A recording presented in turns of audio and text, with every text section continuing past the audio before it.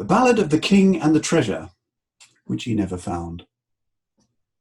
The king had a treasure map. His excitement knew no bounds. X marks the spot where it's buried in the ground, so we're off on a treasure hunt without delay. This old map will guide us on our way. The king and his knights set off in the early morn. Everyone was ready from the first crack of dawn. But they'd not gone far when a problem arose. As the king to his knights decreed, he would be the map reader, he would lead the way. Well, he was the king, so all the knights agreed. But the king had never read a map. He did not have a clue, so their journey did not go too well. I can see why, can't you?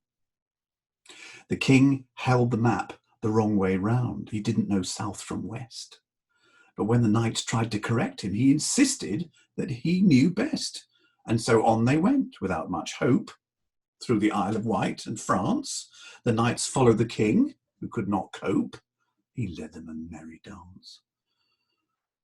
"Sire, I'm afraid we've gone rather wrong," one knight bravely said.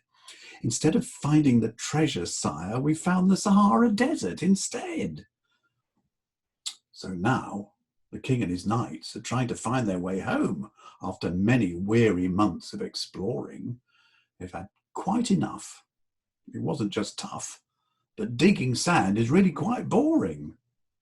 The king read the map.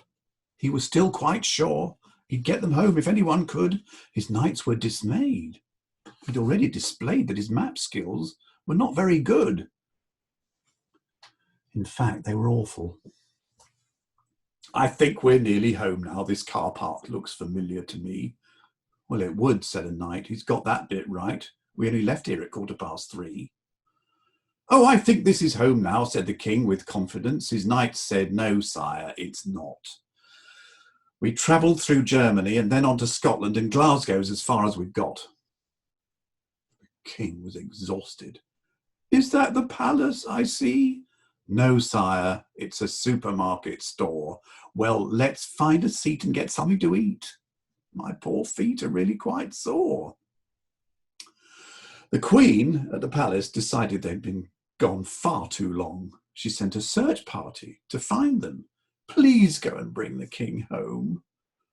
They were found cold and bedraggled somewhere in Wales. They no longer wanted to roam. "You look rather a mess," said the queen in distress. "Not like a king and his knights, I must say." Their clothes were all tattered. The knights were just shattered. And their swords had been lost on the way. "Did you have much success," asked the queen of the king, "as you searched all over the land?" "Afraid not," said the king. "A very strange thing. All we found was a desert of sand." "Well, they were in the Sahara." The queen was glad he was safe, pleased he was home.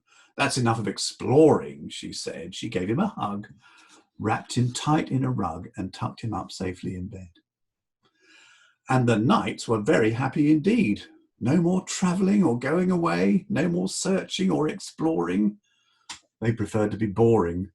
It was home where they wanted to stay,